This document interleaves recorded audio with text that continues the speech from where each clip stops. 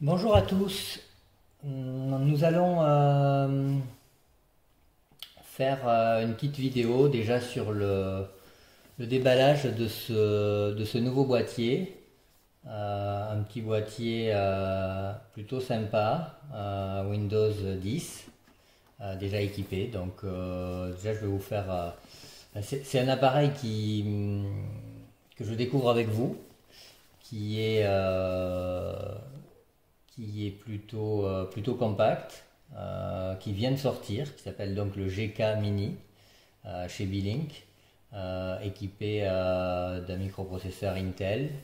Il m'a été fourni donc avec 8 Go de RAM, un SSD de 256 Go, un SSD plutôt performant pour cette gamme de mini PC. Un microprocesseur bon, qui n'est évidemment pas le haut de gamme d'Intel, mais qui est plutôt performant aussi pour du Celeron. Donc des dimensions compactes, une carte gigabit pour le réseau, pas mal de ports, c'est plutôt correct dans l'ensemble. Donc on va ouvrir la boîte et découvrir ensemble à quoi ressemble la bête.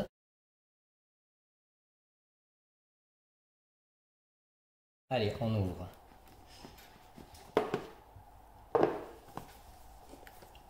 Alors, voilà ce que ça donne. Donc plutôt bien emballé. Donc on va d'abord sortir la machine que voici. Donc on va d'abord tout déballer pour voir un peu tout le contenu de l'emballage. Hop là, la machine, on a une notice traduite en 7 langues, ce qui est plutôt pas mal, dont le français. Donc bon, une notice n'est pas forcément nécessaire, mais c'est toujours utile de l'avoir et en français. L'emballage est plutôt, il y a une mousse pour pas qu'il prenne trop de choc dans le transport. Ça, ce sont les accessoires fournis. Un câble HDMI évidemment pour relier l'écran.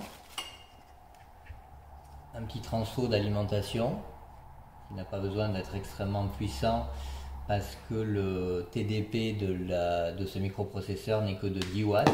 Donc c'est un microprocesseur à faible consommation, et ça j'imagine que ce sont des petites vis dans le but de connecter ou de relier le boîtier, de le fixer derrière un écran tel que celui-ci. Donc voilà, là il est utilisé, vu que l'écran est accroché, c'est mort, c'est déjà utilisé, mais si vous souhaitez l'accrocher, c'est donc possible. Voilà, et nous avons un deuxième câble HDMI. C'est bien ça, oui, c'est ça. Qui est très court, au cas où...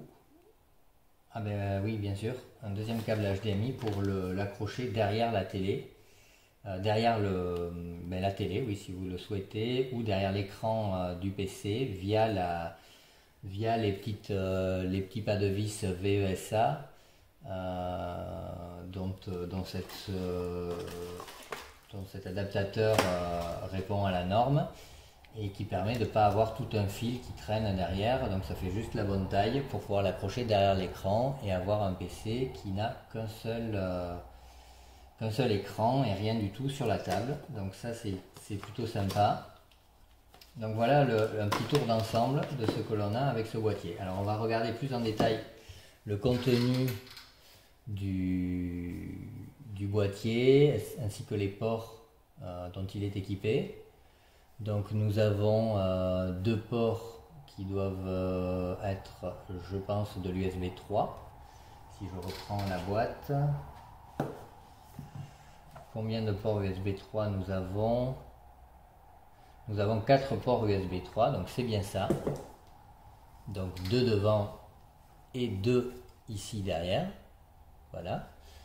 Nous avons une connectique pour brancher un casque et évidemment le petit interrupteur pour allumer l'ordinateur ou éventuellement le mettre en veille.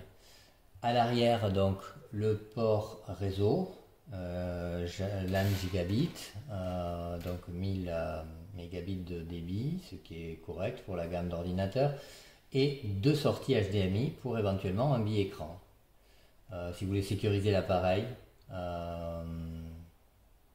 une prise ici, si vous voulez l'accrocher, et l'alimentation que l'on trouve ici. Il y a ici une petite étiquette, voilà, et il y a aussi un film qui peut rendre le boîtier plus sympa, que je vais essayer de retirer, si j'y arrive. Oui, c'est pas très dur, qui protège l'écran, qui protège la partie supérieure du boîtier, qui est du coup brillante, qui a un look plutôt sympa. Donc